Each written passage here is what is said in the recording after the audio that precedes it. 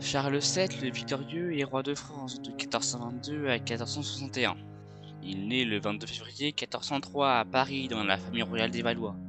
Il est le fils du roi Charles VI qui, de par sa démence, est très affaibli, et de la reine Isabeau de Bavière.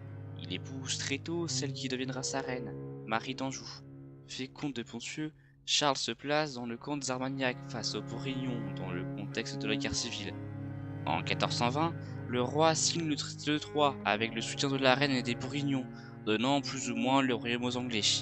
Le dauphin avait été préalablement extradé de la capitale par le parti armagnac. Il peut donc s'opposer au traité, ce qu'il fait. Le duc de Bourgogne, Jean sans peur, est envoyé pour négocier, mais la tension monte et le duc est finalement tué par les partisans du dauphin. En 1422, le roi anglais meurt alors qu'il inflige de sévères défaites au dauphin. Le roi Charles VI s'éteint aussi. Les Anglais et Bourguignons proclament roi de France Henri VI, le fils d'Henri V et de Catherine de Valois. Le roi légitime, Charles VII, est reconnu d'Orléans jusqu'en Provence, avec Bourges pour capitale. Le roi mène alors une politique prudente et tente de se rapprocher du duc de Bretagne. En 1429, Sainte Jeanne d'Arc vient à sa rencontre et il le reconnaît sans même l'avoir vu auparavant. Elle est envoyée par Dieu pour le faire sacrer.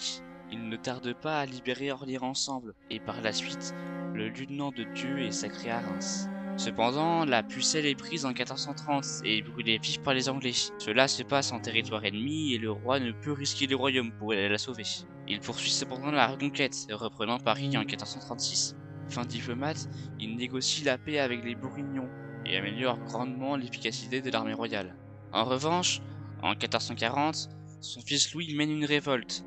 Le roi le bat et le dauphin se réfugie auprès du duc de Bourgogne en 1456. En 1450, il fait la conquête de la Normandie et en profite pour faire un procès afin de prouver l'innocence de Jeanne d'Arc. En 1461, tout le royaume est reconquis, mis à part Calais. La Bretagne et la Bourgogne sont plus sous influence anglaise, et le roi est reconnu comme le maître de la chrétienté. Aimé des siens pour sa simplicité et sa bonté, il gagne aussi le titre de victorieux. Charles VII s'éteint le 22 juillet 1461 à Mehun-sur-Èvre, dans l'indifférence de son fils. Ce dernier lui succède sous le nom de Louis XI le Prudent.